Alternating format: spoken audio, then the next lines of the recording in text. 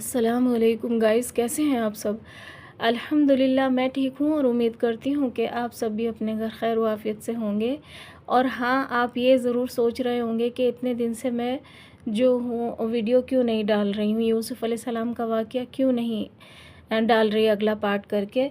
लेकिन मैं क्या बताऊँ आपको कि मेरी बहुत ज़्यादा तबीयत ख़राब थी, मैं शदीद बीमार थी। इसकी वजह से मैं जो हूँ वीडियो नहीं बना पा रही थी। अब इंशाल्लाह रेगुलर मैं जो हूँ इसमें वीडियो बना करके डालूँगी। और आप सब मेरी वीडियो को लाइक करें, कमेंट करें और चैनल को सब्सक्राइब करें और मुझे सपोर्ट करें। चलो शुरू करती हूँ। अल्लाह के नाम से जो बड़ा मेहरबान निहायत रहम वाला है। नहमदुहु नुसल्ली अला रसूलिहिल करीम, अम्मा बाद। बिन्यामीन का सवाल। इसके बाद हज़रत याकूब अलैहिस्सलाम ने दरियाफ़्त किया कि अच्छा ये बताओ कि शमून कहाँ है। जवाब दिया, शमून को बादशाह ने अपने पास रख लिया है, इस ज़मानत में कि हम बिन्यामीन को उसके दरबार में हाजिर कर सकें। लिहाजा हम आपसे इल्तिजा करते हैं कि अब हमारे छोटे भाई बिन्यामीन को हमारे साथ कर दें, ताकि हम मिस्र से शमून को और बिन्यामीन को लिए मैं बहुत से माल व मताल किनान में आ जाएं और अपने तमाम ख़ानदान को मालामाल कर सकें और पूरी कामयाबी हासिल कर सकें। बिन्यामीन के सवाल पर हज़रत याकूब अलैहिस्सलाम ने फरमाया, काला हल आमनुकुम अलैहि इल्ला कमा आमिनतुकुम अला आखिही मिन क़ब्ल। यानी याकूब ने अपने बेटों से कहा कि मैं क्यों तुम्हें अमानतदार समझूं, हालांकि इससे पहले इसके भाई यूसुफ की निस्बत भी तो तुम्हें अमानतदार समझा था कि सुनकर फ़र्जंद शर्मिंदा हुए और दरियाए नदामत में डूब गए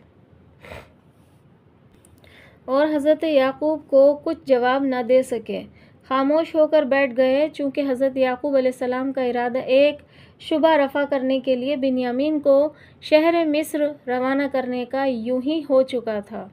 थोड़ी देर में खुद ही फरमाया कि अच्छा बिन्यामीन को मैं तुम्हारे साथ भेजता हूँ और ज़बान से कहता हूँ कि फ़ल्लाहु खैरुन हाफ़िज़न व हुवा अरहमुर राहिमीन। यानी अल्लाह सबसे बेहतर निगहबान है और सब रहम करने वालों से ज़्यादा रहम करने वाला है। बेशक यानी अल्लाह ताला फरमाता है कि जब याकूब के बेटों ने अपने सामान खोला तो उसमें पूंजी वापस रखी हुई पाई, जिसे देखकर उन्होंने अपने बाप से कहा कि ए वालिद बुजुर्गवार, ये पूंजी फिरी हुई हमारे हवाले कीजिए, जिसको हम पहुंचा कर फिर हम अपने अहल व अयाल के लिए गल्ला लाएं और अपने भाई बिन्यामीन की अच्छी तरह हिफाजत करें। और एक ऊँट गल्ले का भरा हुआ और ज़ायद अपने साथ लाए कि सखावत बादशाह पर बहुत आसान है और हमारे नज़दीक बहुत बड़ी चीज़ है।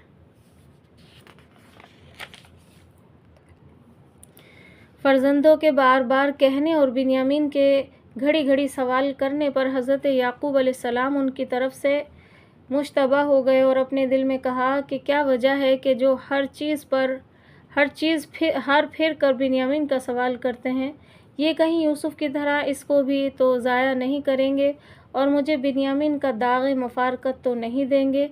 ये कहकर फ़राक़ यूसुफ में आज पूरे 32 साल के बाद आपने फिर रोना शुरू किया और ज़बान हाल से फरमाया, आज मैं पहले ही दिल गमगीन हूँ, तुझको ए यूसुफ कहाँ से देख लूँ। मुद्दतें गुज़र गईं, ज़माना हो गया, ख्वाब का सा एक फसाना हो गया। सब्र लेकिन आज तक आता नहीं, ज़िक्र तेरा आज तक भूला नहीं। यानी फिर हज़रत याकूब अलैहिस्सलाम ने अपने बेटों से फरमाया कि मैं अपने बिन्यामीन को तुम्हारे साथ हरगिज़ नहीं भेजूँगा जब तक कि तुम खुदा को शामिल करके मुझे निहायत पुख्ता अहद ना दो और उसको मेरे पास पहुँचाने का पूरा इकरार ना करो।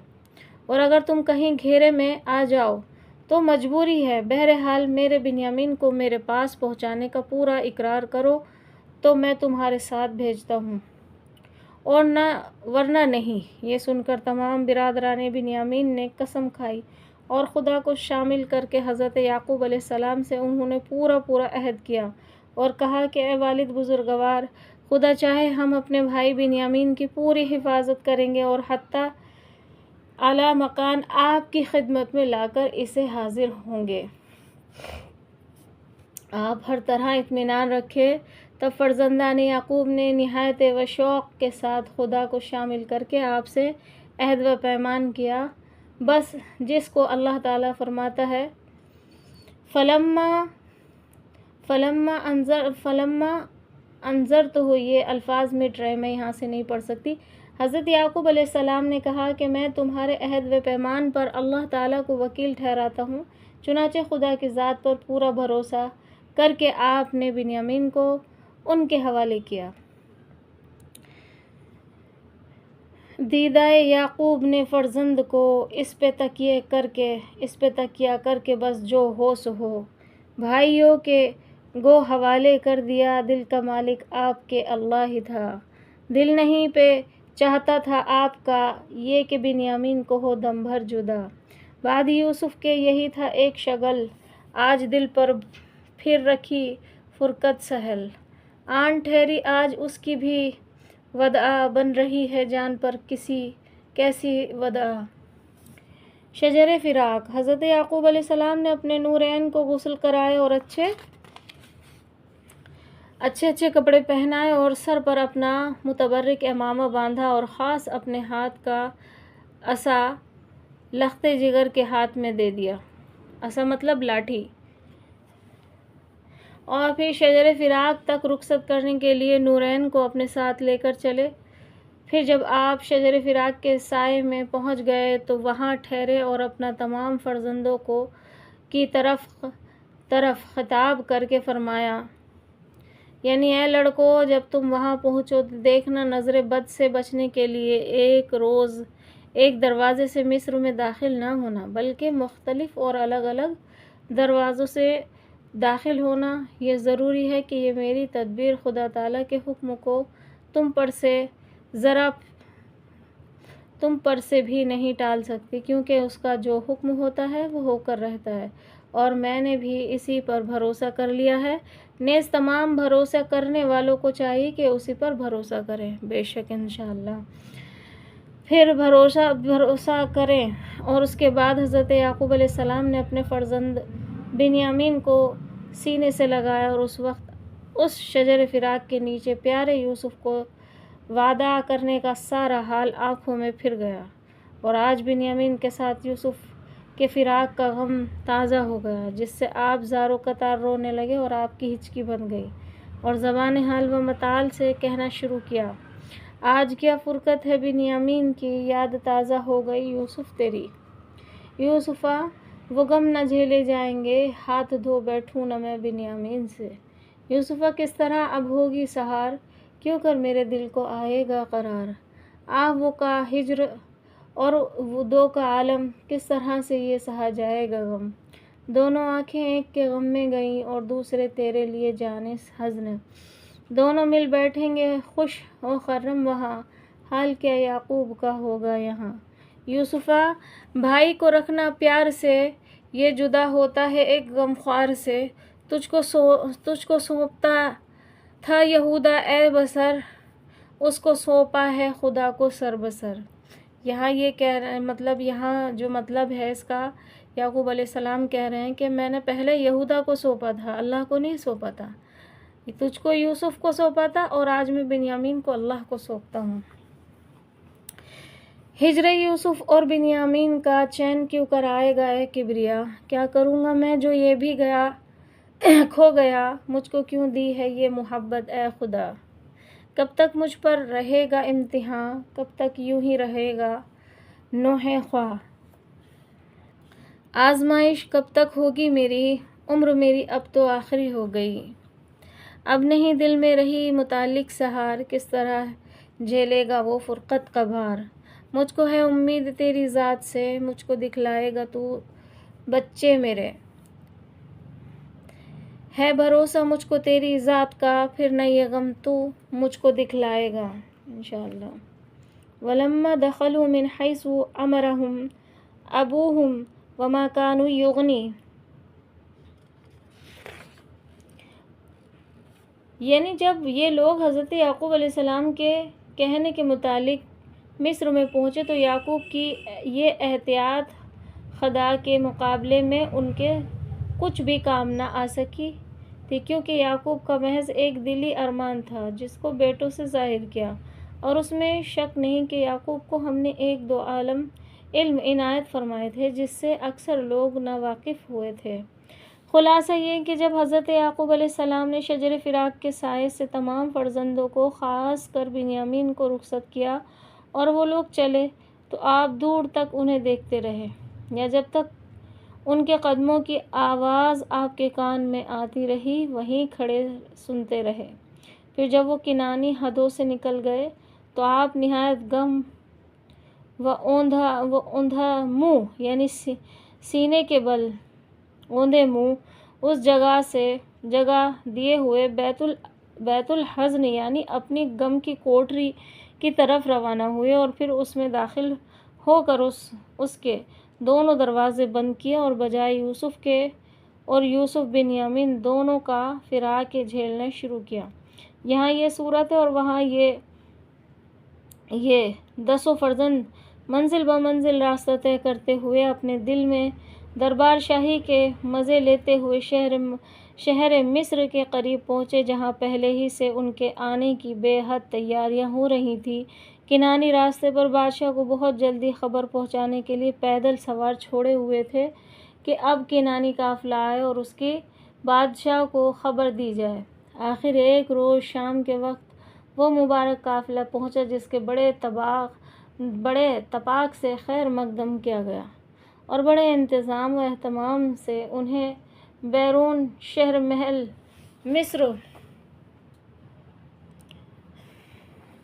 مصر میں ٹھہرایا گیا۔ اسی وقت بادشاہ مصر کو اطلاع دی گئی کہ حضور کنانی قافلہ آ پہنچا ہے، جس میں 10 آدمی ہیں، 9 تو وہ ہیں جو پہلے آ چکے ہیں، مگر ایک نوجوان بالکل نیا ہے جس کی مشابہت حضور سے بہت ملتی جلتی یعنی کہ آپ کی شکل سے بہت ملتی جلتی ہے۔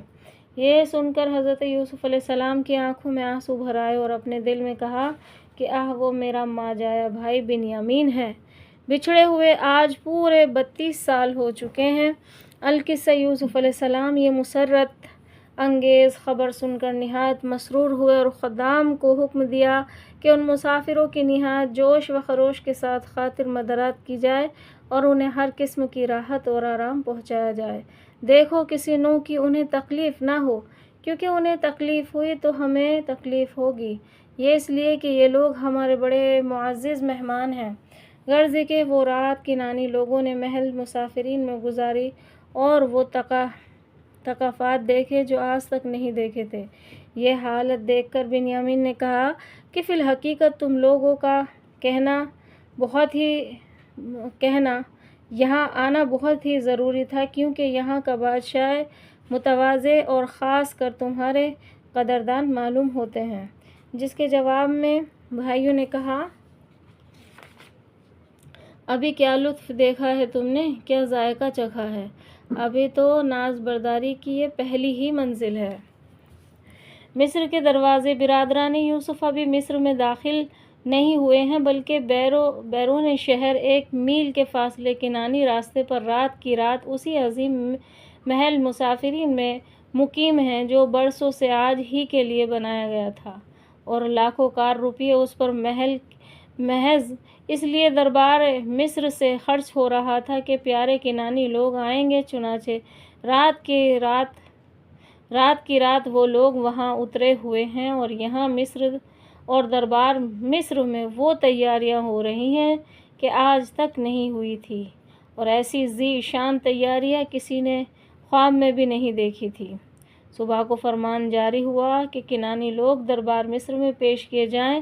چنانچہ خدام شاہی محل مسافرین پر پہنچے اور شاہی بلاوان کے سامنے پیش کیا۔ یہ سن کر وہ لوگ اپنے اونٹوں پر سوار ہوئے۔ خدام شاہی سے کہا کہ آپ لوگ چلیں، ہم آہستہ آہستہ حاضر دربار ہوں گے۔ خدام شاہی نے ان کے کہنے پر عمل کیا اور وہ سب کے سب آگے روانہ ہو گئے، اور اب یہ 10 کے 10 بھائی اونٹوں پر سوار ہیں اور بیرون شہر ایک مقام پر کھڑے ہوئے ہیں۔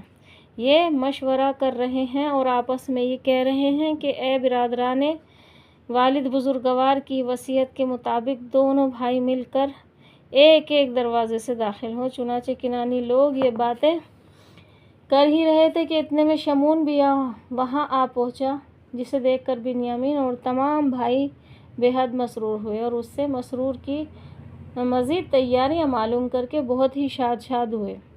اور اب حسب نصیحت جناب یعقوب علیہ السلام دو بھائی الگ الگ دروازوں سے داخل ہونے کے لیے روانہ ہو گئے اور 10 شمعون کے آتے ہی 11ویں سوتیلے بھائی بنیامین کو بالکل ہی بھول گئے اور شہر پناہ کے قریب آ کر پہنچ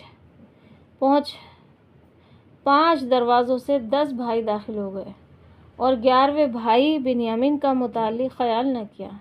چنانچہ وہ محض اجنبی مسافر تن نہایت مصر کے دروازے پر آ کھڑے ہوئے ہیں اور اب حیران ہیں کہ کدھر جائیں اور کس سے پوچھیں، اور ہر چند راہگیروں سے دریافت کرتے ہیں کہ دربار شاہی کا راستہ کدھر ہے، تو کوئی بنیامین کی زبان نہیں سمجھتا۔ اجنبی شہر کے لوگ غیر زبان کچھ پتہ نہیں چلتا، کس سے پوچھیں اور کس طرح جائیں۔ آخر پیارے بنیامین نہایت پریشان ہو کر وہیں کھڑے ہو گئے اور آپ کی آنکھوں میں آنسو بھر آئے، جس سے حضور رب العزت کا دریائے رحمت جوش میں آیا، اور اسی وقت حضرت جبرائیل کو حکم ہوا کہ ہمارے بندے بنیامین کی حیرانی یوسف سے جا کر جلدی بیان کرو۔ چنانچہ اسی وقت حضرت جبرائیل علیہ السلام بادشاہ مصر حضرت یوسف علیہ السلام کے پاس پہنچے اور کہا، جاؤ بنیامین کو راستہ بتاؤ، ساتھ اپنے ماجائے کو لاؤ، وہ تمہارے دیس میں حیران ہے، محض ناواقف ہے اور انجان ہے، پوچھتا ہے ہر کسی سے وہ پتہ آپ کا اور آپ کے دربار کا، کچھ نہیں ملتا ہے جب اس کو جواب، آہ رو دیتا ہے بس وہ باثواب۔ بھیس بدلو اور جلدی جاؤ، راستہ بھائی کو خود بتلاؤ تم، کچھ پتہ ملتا نہیں اس کو یہاں، کس قدر حیران ہے وہ بے زباں۔ حکم معبودی ہوا یہ ہے ابھی، خود کرو بھائی کی جا کر رہبری۔